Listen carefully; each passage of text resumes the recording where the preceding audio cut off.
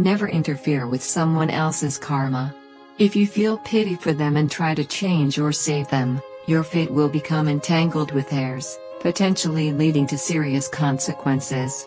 Today, we will explore the principles you must follow if you wish to avoid interfering with others' karma, unless you are prepared to bear all the resulting consequences. I know your life is busy.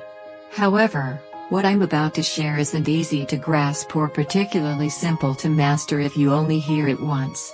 My advice is to watch until the end, listen repeatedly during your free time or while doing household chores. Share and save the playlist for convenience.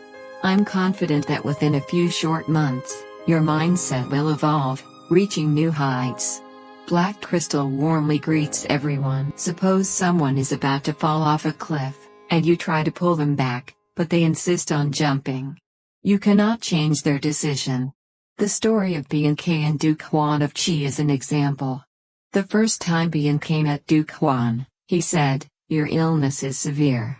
If not treated promptly, it will worsen." However, Duke Huan replied, "I'm not sick," and mocked doctors who treat healthy people to show off their skills.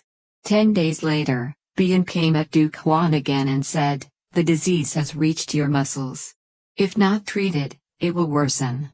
But Duke Huan was displeased. Finally, after 15 days, he died from the illness. Each person comes into this world to face and resolve their own problems. Even if we offer advice and support, if they refuse to accept it or don't believe they have a problem, our efforts are wasted. Even if they are close friends, siblings, or parents, we cannot force them to accept help. Sometimes, only when they suffer enough will they truly awaken. The best we can do is respect their choices. As the saying goes, the Dharma cannot be transmitted to those who are not ready, the path cannot guide those who do not wish to walk. Some people can only awaken through pain. For example, if you're not wealthy but still borrow money to help friends, you may fall into an endless cycle. Each person has their own energy field and destiny. We should not casually interfere in others' lives. Everyone comes into this world with their own mission and tasks. If we interfere with others' karma and take on their fate, we only drain our own energy. We cannot wake someone who is pretending to sleep. Thinking that only we can help or save others often leads to the opposite outcome. They may not appreciate it and could face more difficulties. Let each person live their own way. Some people lead quickly. Others choose slowly. Some spend their lives pursuing material wealth. Others choose to push a cart to explore the world's beauty. We cannot use our standards to judge others' choices, nor can we change them to meet our expectations. For example, consider the story of a kind-hearted man who gave money to a beggar. Every day, he gave the beggar 5 coins. When he had a child, he only gave 2 coins to save for his child. The beggar became angry, asking why he used his money to buy milk for his child. This is the malice of the recipient. A psychological concept suggests that when we help excessively, the recipient may not only feel gratitude but also unconsciously harbor resentment. Human nature seeks equality, even a temporary sense of superiority. The ex-husband's family was dissatisfied and developed malice. You wonder why the ex-husband's family, despite being well cared for, was filled with malice. Like in Higashino Keiko's novel Malice, the murderer said, "But I still hate you. Even though you were my best friend, even though you always helped me achieve my dreams, I still hate you. I hate you because you achieved your dreams before me. I hate you for your superior life. I hate myself for my lack of luck. And I pour all that hatred onto you." Reading this, I felt a chill. However, this doesn't mean we should stand by and not help when others are in trouble. But if they don't ask, there's no need to offer help proactively.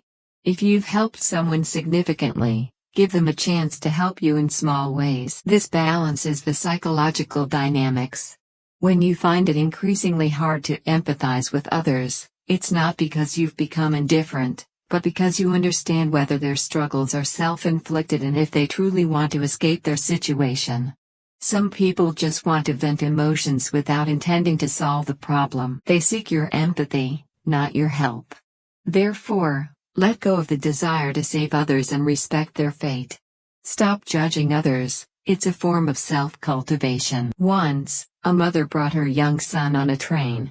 While everyone was quiet, the boy kept making noise, calling his mother and shouting excitedly at the scenery outside. A passenger angrily told the parents, "Can't you teach your child to behave? He's been noisy the whole time, it's very annoying." The mother apologized and explained that her son had been blind and had just had surgery to see the world for the first time. Hearing this, everyone fell silent. Another story is about a middle-aged woman who died of a heart attack from overexertion at the gym. Some speculated she was working hard to lose weight and look better, or perhaps she was heartbroken. In reality, she was trying to lose weight to prepare for a liver transplant to save her daughter with cirrhosis. This world is full of things you don't know and sufferings you can't see. Another story tells of a young man obsessed with others' opinions. He crossed treacherous mountains to meet a sage, hoping for help, but was disappointed to find the sage living in a messy, rat-like place. The young man angrily scolded, "Aren't you the respected sage? Why do you live so sloppily, worse than an animal?" The sage calmly replied, "Others respect me, but I am still me. You scold me as worse than an animal, but I am still me. When you can live unaffected by others' judgments, no one can harm you. You will be free when you live unaffected by others' judgments, but this is not easy to achieve." Once, a journalist asked a farmer, "If you had 100 acres of land, would you donate it to the country?" The farmer replied, "I would." The journalist asked, "If you had 1,000,000 acres, would you donate it?" The farmer said, "I would." But when the journalist asked, "If you had a cow, would you donate it?"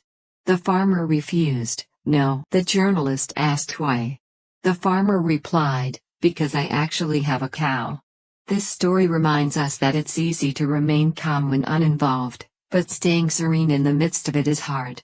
Therefore, don't hastily judge others, as you don't fully understand what they're enduring. Each person has different endurance levels. Don't use your imagination to judge others' lives. Everyone has their own experiences. What you've been through, others may not understand, and vice versa.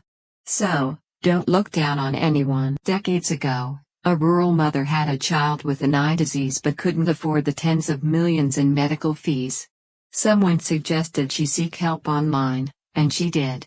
A user named Rich Kid appeared, saying he wasn't short of money and was willing to spend $1 million or $2 on lipstick for his girlfriend. He challenged her to take 3 steps at a time from the hospital to the stadium, and he would donate $2 million. She agreed and did it. When she reached the stadium at dusk, the donor didn't show up, leaving her in pain, crying uncontrollably. However, her actions inspired kind people to donate over $20 million, enough for her child's treatment. Though she didn't blame the person who broke his promise, many condemned the rich kid. People found out his identity, and he felt sad because he thought of a way to help but received no thanks, only criticism. Do you think he was right or wrong? If he had donated $2 million, it wouldn't have made much difference given the large medical fees. But his method helped her raise the necessary funds, even though he faced backlash. This is a case where credit doesn't necessarily belong to the one who helped. When you interfere with someone else's fate, you may bear the burden of their karma, and if you're not capable, you won't be able to help or endure the consequences. A gentleman doesn't take advantage of the weak, but a saint doesn't hesitate to do what's right. Everyone wants to be a hero, but it's not easy. Don't casually interfere in others' affairs or their karma. Don't meddle in others' emotions, arguments, or marriages, as the consequences can be severe. If you help someone avoid their karma, all the grievances seeking them will turn to you because they've suffered to seek justice, but you helped them escape. In fact, Guiguza knew what would happen after Sun Bin and Pangwan descended the mountain. But he didn't intervene beforehand. Why? Because you cannot interfere with others' karma. Guiguza knew that if he intervened, his disciples might turn against him. Those who are meant to suffer must suffer. Those who need to endure hardship must endure it, as it's fate's arrangement. You cannot interfere with sentient beings' choice to suffer.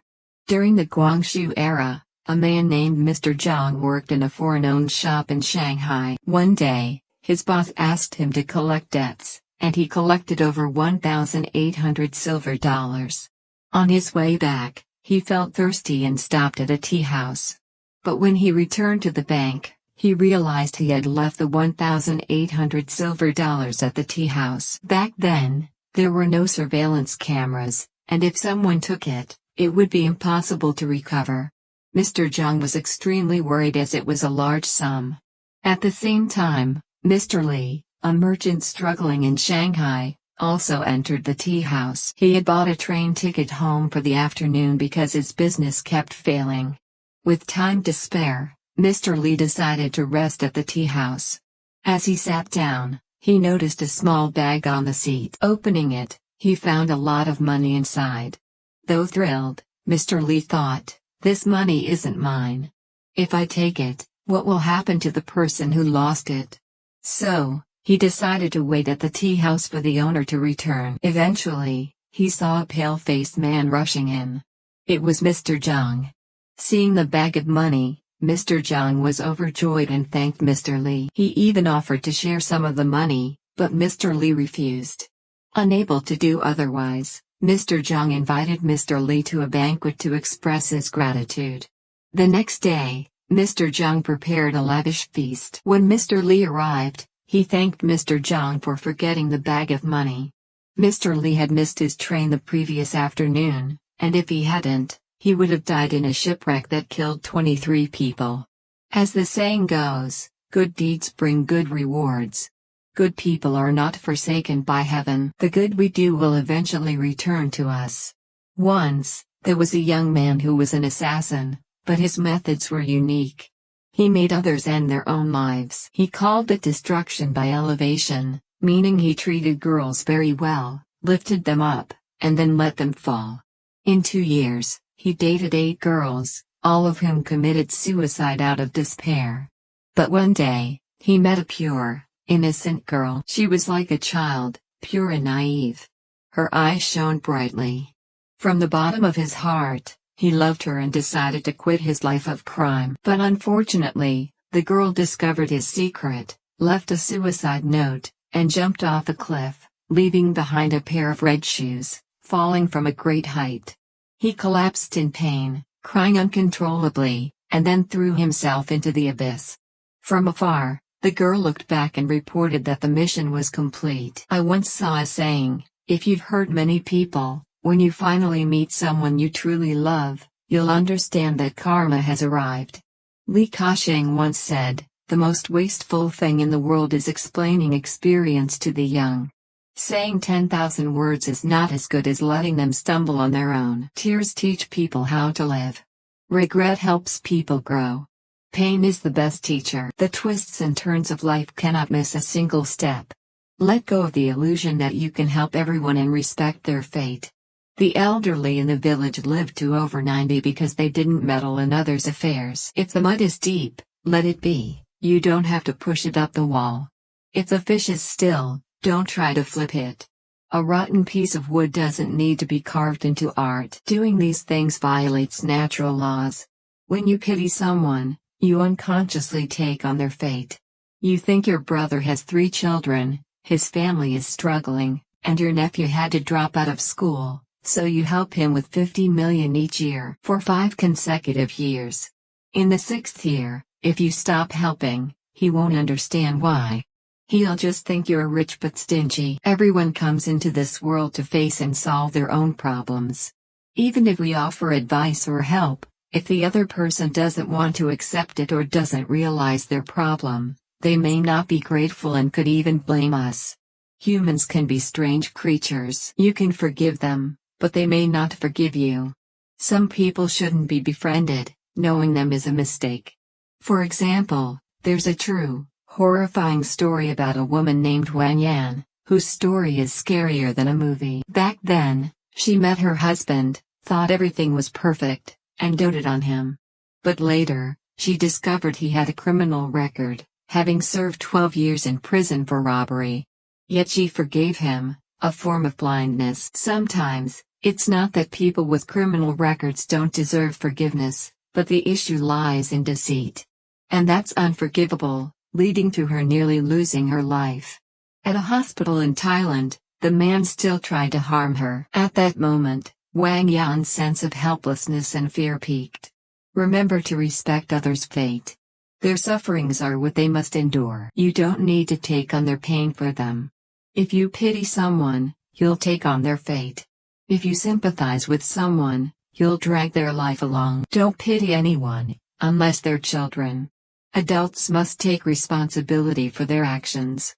Those who are pitiable often have something blameworthy. Many people don't realize that their current difficulties are the result of their past actions. Everything you're experiencing now is the consequence of your past actions.